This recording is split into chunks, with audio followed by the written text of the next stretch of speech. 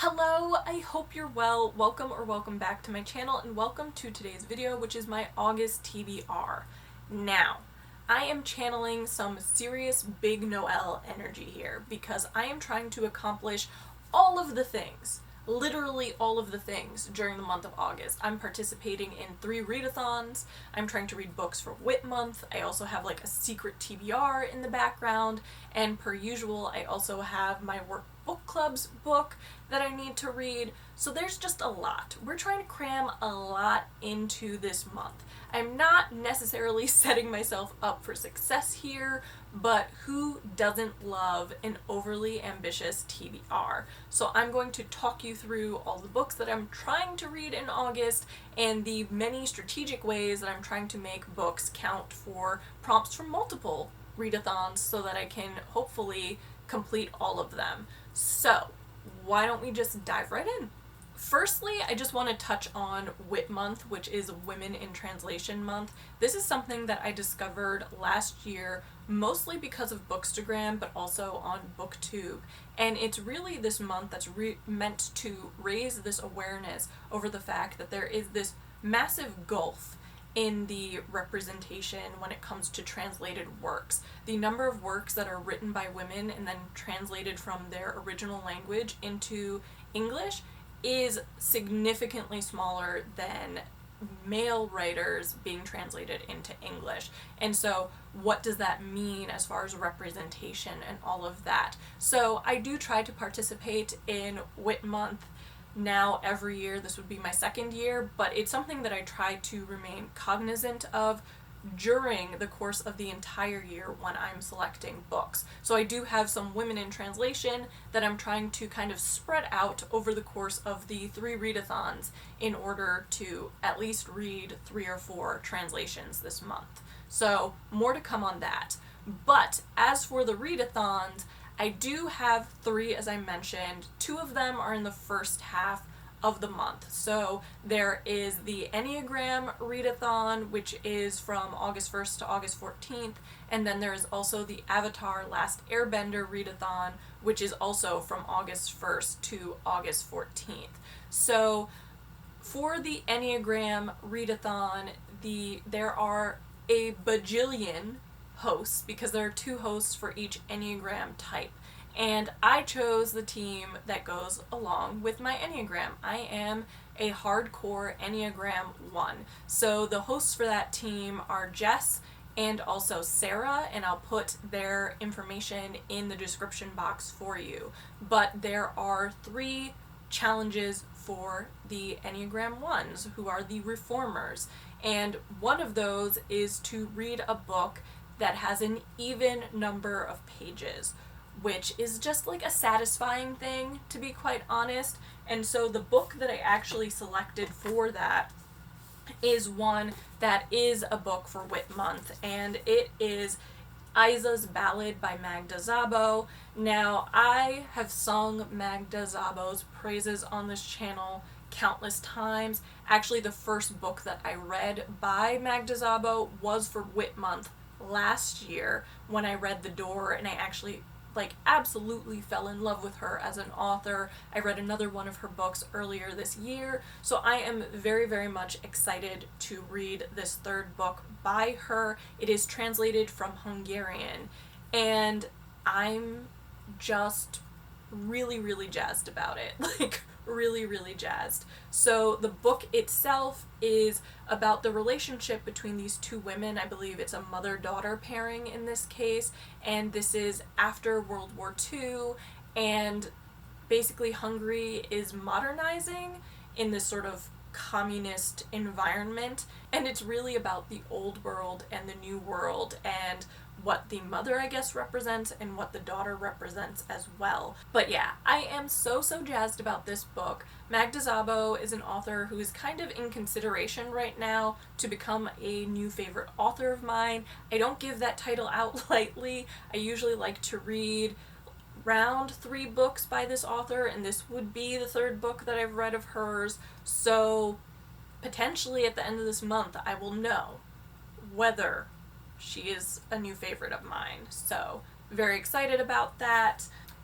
Then the next challenge for Enneagram 1 is to read a 5-star prediction. So I actually went back to my 5-star prediction video from the beginning of the year and selected a book off of that. And I went with The End of the Affair by Graham Greene, which is a modern classic that I've been meaning to read for the longest time. I've seen movie adaptations of this in the past, and that was part of why I picked up this book, because I was really curious about the source material itself and what it had been adapted from. And it is, as the title says, about this adulterous relationship that is taking place during World War II, I believe, or at least the tail end of it. And the book is set, or at least starts off, a year after the woman in this relationship has died. And it is this really, from what I gather, heady, sort of passionate relationship that breeds hate, potentially, and there is some sort of religious angle to it as well. So I am very curious about this book, because there is a lot going on here, and it is very, very thin. So yes, this will be that book for my 5-star predictions. And lastly, for type 1s, you had to read a book with a seemingly perfect character. And I don't know if this was just a me thing, but it was actually really, really difficult for me to find a book with a character that I could describe that way. And I think that it might be a me thing. I think it might be because I really enjoy kind of flawed, really complex characters. That's my thing. So finding someone who was like Mary Poppins-ish, like practically perfect in every way, was a bit of a difficulty with my physical TBR. But the book that I ended up selecting is Garden by the Sea by Mercy Rodaretta, which is a book that I bought fairly recently when I went on like an indie bookstore, like book crawl, I guess, in New York City is the best way to describe it. And this book, it's narrated from the perspective of, I think, a gardener, but it gave me serious, like, Great Gatsby vibes, only the characters are living in Spain in the 1920s rather than in the US. And it's about this young couple and their beautiful, wealthy, like, rich, gorgeous friends. I think I used way too many adjectives there. Like, having the time of their lives over the course of several summers. So, to me, that seems pretty close to perfect. I'm assuming that they are not perfect and that things are going to go a little pear-shaped over the course of the book, but this was the closest I could get. So I might be bending this prompt a little bit, but I don't think anyone's policing me, so that's what I'm gonna do. It's also a book for women in translation. It is translated from Catalan, so this will actually be the first book that I've read that has been translated from Catalan, so I am quite interested by that. And now on to the Avatar Last Airbender readathon, which is taking place at the same time. I am Team Air, which is Noelle's team, and we do have 4 prompts. And this is where I've become very strategic, because 3 of the books that I just talked about, I'm trying to make work for these prompts as well. I do have an additional book, but basically trying to kill 2 birds with 1 stone with each of these books. So the first prompt is to read a book with a white cover, which very easily is accomplished by Garden by the Sea, which is primarily white but then has this shape of a man in the orange flowers. So this was easy, no-brainer. The next challenge was to read a book featuring flight, and I might have maybe gotten a little poetic here, but I couldn't find a book on my physical TBR that had like literal flight involved. So the book that I went with was Bird Summons by Layla Abu Layla, and birds fly. That's kind of the angle I went with. And this was a book that I also hauled recently in that same vlog that I mentioned to you moments ago. So the book is about these 3 Muslim women who end up taking a trip to the Scottish Highlands, which is a huge plus for me. But while they are in the Highlands, they come across this mythological bird that appears in both Muslim and Celtic literature, and it's supposed to be like this book about these women's self-discovery. None of them are really satisfied with the lives they're leading, and so this is supposed to be a very eye-opening trip for them. So that's the angle I went with for that one. Then the next challenge was to read a book featuring magical realism or spirituality. I know that I don't get along with magical realism all that much. Like, I'm very particular about it. So I decided to go the spirituality angle and use The End of the Affair for that, because as I mentioned, there is some like Christianity thing going on here. I think it's that one of the characters makes a promise to God or something, and so it becomes like this whole thing about what they can and can't do based on this promise. So there is some sort of spirituality, religious angle for one of the characters in this book. So that was pretty done and dusted, a no-brainer in my opinion. And then the last one was to read a book featuring someone or something forgotten by history. And this prompt, Noelle, I was so excited. The problem with this prompt was that I had too many books that I wanted to read, but not enough of them that would work for both readathons and also Wit Month.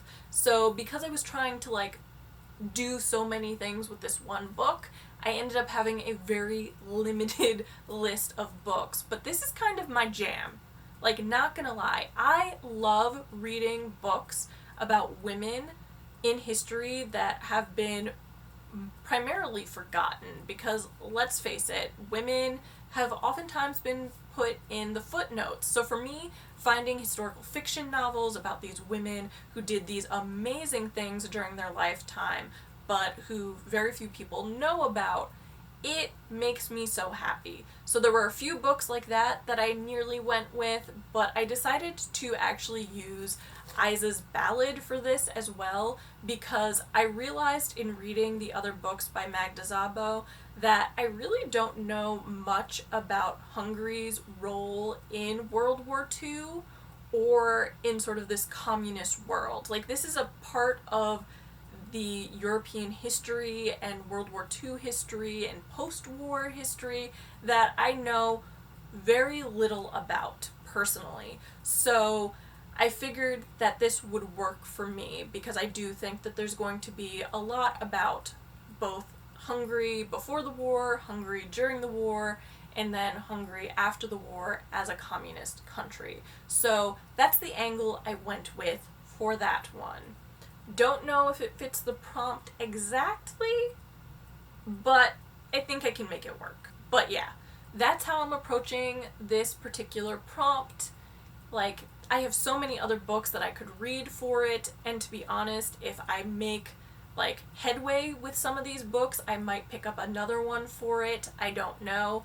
But in the meantime, this is the one I'm going with: Hungary in World War II and as a communist country. Now then, we are going to the third and final readathon, the History Challenge, which I am so excited about. Like, this is the first readathon I ever did. Ever. Like, even over the course of the years when I watched BookTube, I never actually participated in a readathon. This was the first one. It was also one of my first videos on BookTube, so I was really jazzed that it's coming back. It is really this readathon for people who read nonfiction or want to read more nonfiction that focuses on nonfiction history books, which, if you watch my channel, you know that's kind of my bread and butter. Like, I live and breathe history in general, but nonfiction history books are the ones that I always gravitate towards. So very, very jazzed about it. It is a readathon that's taking place from August 16th to August 31st, and it has 4 co-hosts: Emma, the 2 Justins, and then Jenny. And As with the other readathons, I will put their information in the description box. But really, to participate, all you have to do is read one nonfiction history book. No. That would make life easy, but no.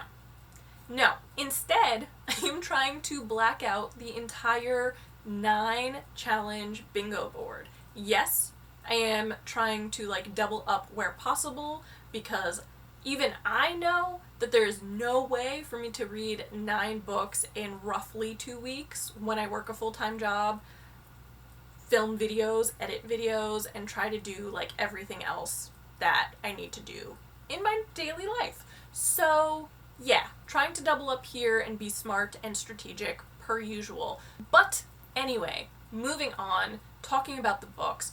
The first of the challenges is to read a biography or memoir, and I actually have a couple books that could fit this prompt. The one that I am trying to use for it, though, is Square Haunting, 5 Writers in London Between the Wars by Francesca Wade, and this is a interwar biography of 5 female authors in London living in Mecklenburg Square, and they include Virginia Woolf, Eileen Power, who are the other ones? Jane Harrison, H.D., and Dorothy L. Sayers. So some of these authors I'm a little bit more familiar with than others, but I really love interwar year history, and also I just enjoy books about authors and writers in general, so I do feel like this is going to be my cup of tea, and it has been kind of at the top of my nonfiction TBR for a little while. It also happens to be one of the books that is on my summer TBR, which up until this point, I have not read a single book on that TBR. So, whoops. Anywho, yes, trying to read this one for that prompt. The other one that I could potentially read for it, if I'm really, really pressed for time, is the incredible Nellie Bly, which is a graphic biography on the philanthropist, the journalist, the feminist Nellie Bly. And I could potentially use this, as I said, if I'm really, really pressed for time, because it takes no time at all to read a nonfiction graphic novel. So this is kind of a fallback if I really have screwed myself over effectively. Or if I manage to get through all these books, this could be just a bonus. We're going with that. But yeah, this is really, really exciting, and the artwork is so colorful, so I'm kind of looking forward to this. I haven't really had all that much success with graphic novels, but I have enjoyed graphic biographies that I have read recently, so we're gonna give it another go. But then there is another book, yet another one, that could work for this prompt if I need to kind of reduce the number of books that I'm reading. Like I told you, I'm being very strategic here, but this book is one that I'm actually hoping to read for the BIPOC author prompt, and it is called Half-Breed by Maria Campbell, and this is written by an Indigenous author. It's been described to me as a Canadian classic, and it is this memoir of Maria Campbell's life that was published, I believe, in the 1970s, early 1970s, and it talks about sort of the impact of poverty and addiction and this quest for identity. And I read one other book by an Indigenous author very early this year that was very, very experimental in tone. It was part memoir, part verse poetry, part illustrations. This seems to be more like a traditional memoir, and I'm very intrigued by it. I actually got this in the Strand bookstore's feminist book box earlier this year. So it hasn't been on my TBR for very long, but I do feel like this could be really interesting as a book for the history challenge. It's more recent history, I would imagine. If it was written in 1973, it's probably talking about the 50s, 60s, and 70s. But as far as being a BIPOC author, learning more about the Indigenous cultures in Canada, I think it's really important, especially given like everything that's come to light about the different schools and the like mass graves and things like that have come up in the news recently. So this would potentially work for the memoir biography prompt, but I'm aiming to use it for the BIPOC author prompt only. Moving on to a book on your favorite time period. Now, I am a total history junkie. There are so many time periods that I could classify as my favorite, but for this one, I decided to go with World War I because I have a book that is on my 5-star prediction list and on my summer TBR that is set in World War I that I really wanted to get to. And that book is No Man's Land by Wendy Moore, and this is a story of these suffragette doctors during World War I who are like among the first women to operate on men, and they end up running this like almost entirely female staffed like major military hospital during the war in London. And so it's the story of these two women and this hospital, and like there's just so much about this that fascinates me. I am really fascinated by World War I. I am also really interested in anything to do with women in history. I also really enjoy medical history, which I guess has to do with the fact that for so many years in my life, I wanted to be a doctor. It didn't end up being on the cards for me. Like, I did not like the schooling process for it, but I still am very drawn to that sort of study and like focus. So yeah, there's just a lot about this book that I am very, very excited about. As I mentioned, it is a 5-star prediction, so I do have very, very high hopes for it. Moving right along to woman author. Now, to be quite honest, any of the books on this TBR for the history challenge could work, I think. Yeah, there's not a male author in the bunch, so once again, in a pinch, like any of these books would accomplish this goal. But the one that I want to read for it is also a book that I want to read for Wit Month, and that is Irene Nemirovsky's The Fires of Autumn, which is fiction and translated from French.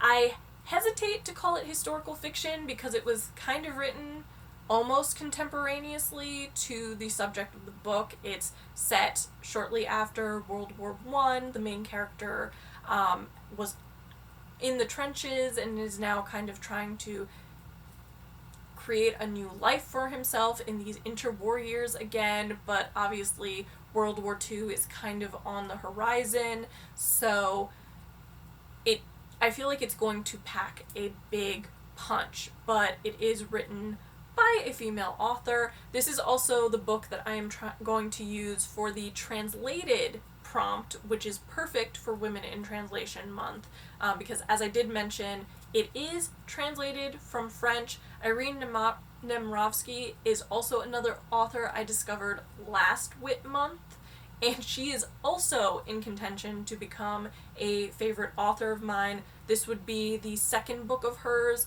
that I will have read. I do have another book, which is a short story collection of hers, that I will hopefully read some point in the near future. But yes, this is the book that I am going to use for the woman author and translated prompts. Next up is the leisure/hobbies or microhistory prompt. And I decided to go the microhistory angle with a book that I have on one particular building in New York City, and that is called The Barbizon, The Hotel That Set Women Free by Paulina Brem. And this is a book about the Barbizon, which was one of, or possibly the first, women's only residential hotel. And it came into being during the Roaring 20s and is kind of where like the modern women went to live while they tried to like attain their dreams. And apparently Sylvia Plath fictionalized her time living in the Barbizon in The Bell Jar, which is a classic I have not read yet and need to at some point, but other women who lived there included Titanic survivor, the unsinkable Molly Brown, Grace Kelly, Liza Minnelli, Sybil Shepherd. You also had Joan Didion, who lived there, Meg Wolitzer. Apparently, Mademoiselle magazine boarded its summer interns there, as did the Ford Modeling Agency. So it is really this like fascinating microcosm of like these liberated women living in this particular building in like old school, old world New York City. So considering New York City is just a stone throw away from me by train, and I've heard of the Barbizon, I am very, very interested in a glimpse into this building and the influence it had on these women who are really like geniuses within their fields. So looking forward to that. The next challenge, which I was very excited about, was Social Movement, because I knew exactly the book I wanted to read for this straight away. I chose The Women's History of the Modern World, How Radicals, Rebels, and Every Woman Revolutionized the Last 200 Years by Rosalind Miles. And this is supposed to be a book that is all about the ways in which women have often gone as unsung heroes over the course of history, but particularly women basically from the French Revolution through to the Me Too movement. And like the name drops on the back of this book got me very, very excited. You're talking about women in sciences, in the arts, in business, in politics, just all the various fields, and how they have had an impact on our modern history and the way our world has been shaped at this point. And so I'm very, very excited about this. The only books I've read by Rosalind Miles at this point have been fiction, so I'm very interested in seeing how her writing is different in nonfiction, but this is a book that I am very, very hyped about, and also I just love the very poppy colors on the cover. Like, it's just fun. Let's be real. And then for the last two prompts for the history challenge, basically the majority of these books could check them off for me. So one of them is to read a book set on a different continent, so I could very easily use The Fires of Autumn for that. I could also use No Man's Land, or I could use Square Haunting. All three of them are set in Europe, and I am based in North America, so any one of these could work. And then the last of the challenges is to revisit or relearn a school topic, and again, there are a couple that I could use for that. I could use the women's history because, as I've said time and time again on this channel, a lot of the times women are in the footnotes of history. They're not given their due, and this like impact that they've had, the positive impact especially, isn't something that is widely discussed. So I could pretty easily use this book, but I could also pretty easily use No Man's Land because, yes, I did cover World War I in school, but did we ever really talk about in detail women's contributions to the war efforts, especially like on the actual front?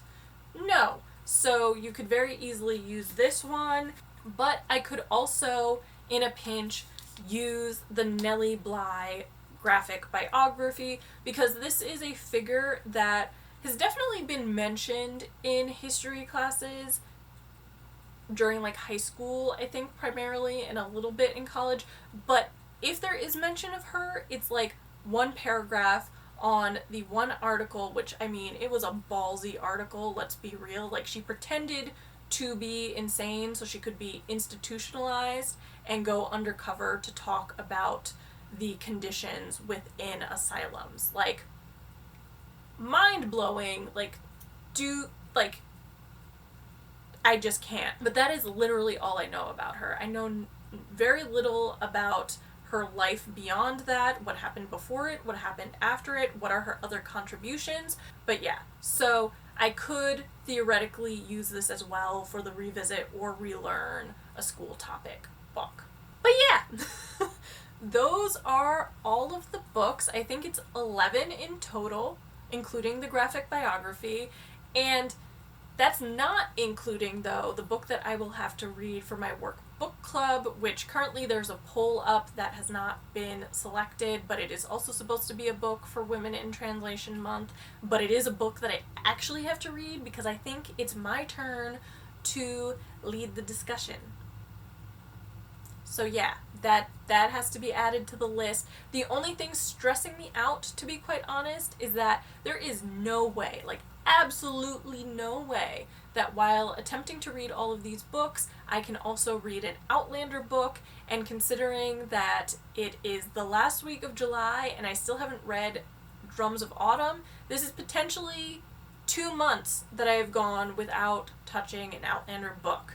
That is stressing me out. But that is also a problem for future Brittany to deal with. Right now I have 3 readathons and Women in Translation Month to focus on. So that's what we're going to do. We're going to focus on that and worry about Outlander later, basically.